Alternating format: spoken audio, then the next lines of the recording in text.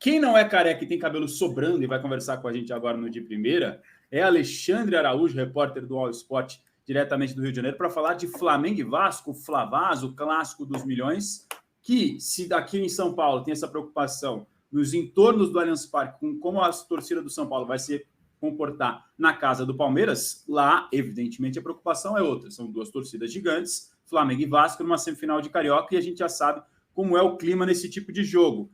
Muito boa tarde, Alexandre Araújo. Como é que a polícia está agindo nesses bastidores do Flavaz? Boa tarde, Razão. Boa tarde, PVC.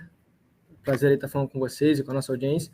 A gente hoje, né, mais tarde tem Flamengo e Vasco aí novamente no Maracanã.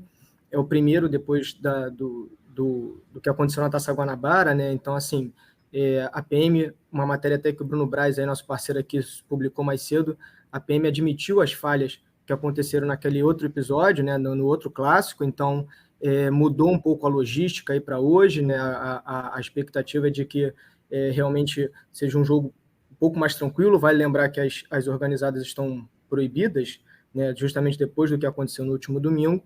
Então, as organizadas estão proibidas, a PM admite essa falha na logística e vamos ver se mais tarde realmente a coisa vai acontecer da melhor maneira. Assim.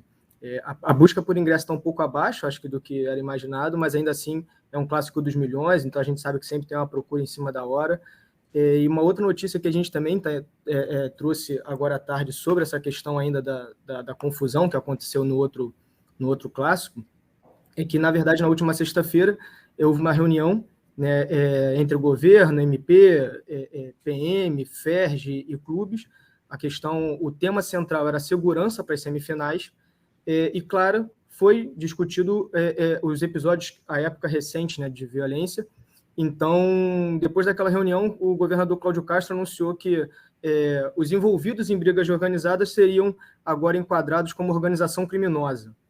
Após isso, começou uma investigação e diversas pessoas receberam intimações para prestar depoimentos, né, supostamente envolvidas em atos de dano, tentativa de homicídio, lesão corporal e organização criminosa, mas algumas pessoas, alguns torcedores, alegam que estavam muito longe do Maracanã, né, que foi o local do jogo. Teve um torcedor que pediu anonimato, mas uma moça que pediu anonimato que conversou com a gente, que ela estava em Nova Iguaçu, num sítio, no aniversário da filha, o outro estava no hospital, depois de ter sofrido um acidente de moto na sexta-feira, teve gente que estava trabalhando. Então, assim, a Anatorg, né, que é a Associação das Torcidas Organizadas, colocou o corpo jurídico à disposição dessas pessoas por conta de uma investigação que é isso, né, chamaram diversas pessoas para prestar depoimentos sob essas alegações de supostamente terem participado desses atos, pessoas que não estavam muito longe, né, quilômetros de distância de onde aconteceu o jogo, de onde aconteceu a confusão, né? Realmente precisa. Você vai tentar fazer medidas para evitar brigas, mas tem que ser com quem está envolvido de alguma forma. De alguma maneira, a polícia deve ter uma inteligência para rastrear essas pessoas que têm algum tipo de histórico nesse sentido. Você falou da baixa procura de ingressos para o jogo de hoje no Maracanã, a gente está vendo imagens do estádio.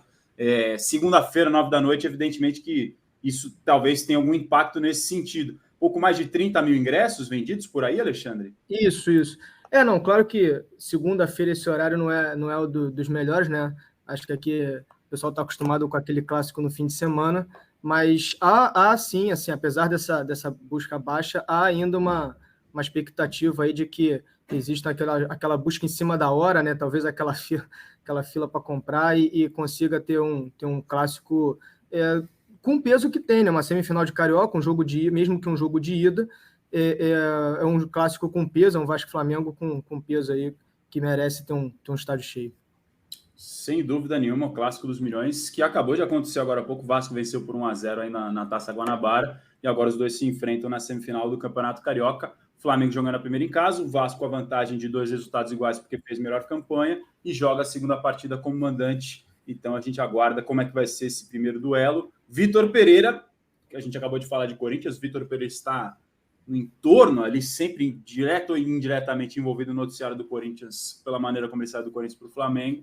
Vitor Pereira, que vem perdendo clássicos, um início de ano ruim, evidentemente é mais um jogo que os holofotes vão estar em cima do treinador português da equipe do Flamengo. Ale Araújo, mais uma vez te agradeço pela participação com a gente aqui no nosso De Primeira. Fique à vontade se tiver mais informações. Sabe que é sempre bem-vindo com a gente aqui. Né? Claro, eu que agradeço o convite aí, obrigado. E a gente vai se falando. Abraço, pessoal. Aí, fazer uma observação só, Sazan, é evidente, não é uma informação, mas o X da questão é prender o assassino. Sem dúvida, sem dúvida. Aí é uma questão policial de autoridades, né, para buscar quem comete algum tipo de crime, e no caso de assassinatos, de mortes, inclusive tem uma reportagem do All Sport sobre isso, né, até para trazer o Ale Araújo de volta rapidamente, só para falar a respeito disso. A gente conversou até no bastidor, né, Ale, sobre essa reportagem da polícia apurando sobre haveria algum tipo de ligação naquela morte do torcedor do Vasco.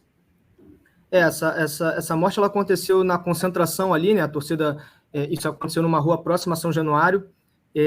Talvez para quem não é do Rio, não é muito próximo da onde aconteceu a confusão e também não é próximo do Maracanã, assim, mas a torcida do Vasco comumente se junta ali para ir junta, né, para o Maracanã, nesse caso para o Clássico, e o RJ2, né, o RJTV, teve acesso às imagens que mostram que, talvez para quem não esteja vendo ali, mas tem uma moto, né, a vítima é essa pessoa de escuro ali que está perto da Kombi, e essa moto, as imagens são muito claras, né? A Globo teve acesso a isso, ela vem né, o alvo era ele, né? Não é algo generalizado e tudo mais, ela vem, efetua os disparos, ele foi socorrido, infelizmente não sobreviveu, mas então assim, as imagens mostram que talvez não tenha sido algo relacionado a uma briga de torcida, né?